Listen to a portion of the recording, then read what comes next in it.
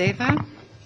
Thank you, Madam Chair. Now that we've got into an interactive and agreeable sort of British debate, I'd like to sort of explore, if I may, with all our interlocutors, what it is that will create wealth and reduce poverty. All of us have travelled into developing countries. We have seen thousands upon thousands of little workshops where people are repairing motorcycles or making handbags or doing soldering work or fixing pipes or toilets, I don't know. All sorts of things on the side of those roads as we go from the airport to the hotel. Lots and lots of activity going on with people busily doing things. But do you know, Madam Chairman, not a single one of those economic activities is a part of the legal system of that country. It is extra-legal economic activity. It is not accounted for in the GDP. It is not accounted for in the formal sector.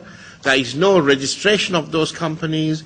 They can't sell anything that they are doing to anybody else except their neighbor, because if I came and tried to buy that, they will have nothing to sell, because they don't have a registration, they don't have books, they don't have double-entry bookkeeping, they don't have a concept of a business that we have, and they don't have the capacity to expand or go and borrow money or give collateral or do anything.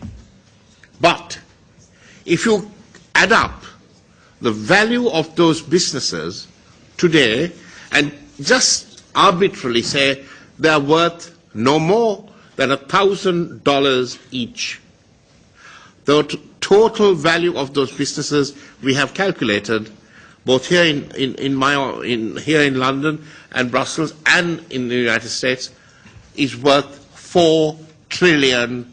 That is bigger than the capitalization of the London Stock Exchange and the New York Stock Exchange combined. But no attempt has been made to formalize these economic activities. The same thing applies to property. We see millions of slums where people are living. They're living on land. And we know that that land will never go back to the state, and no president or prime minister or government will use bulldozers and smash it all up and throw the people out except Mr. Mugabe.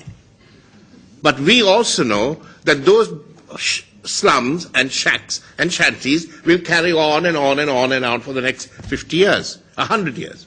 But none of them have a title deed. None of them can create any iota of wealth. They cannot be mortgaged, they cannot be improved, they cannot have capital raised on it. Now, if we could formalize, give those people title deeds, and this happened in Aceh, all by accident. The European Commission photographed the houses that had been washed away. And those photographs became a source of ownership. Those photographs became a title deed. And some of the people who were given the photograph and said, "This is your house, Mr. Ahmed," went and borrowed money from the bank to set up a motorcycle shop because he had a collateral. And suddenly wealth was created.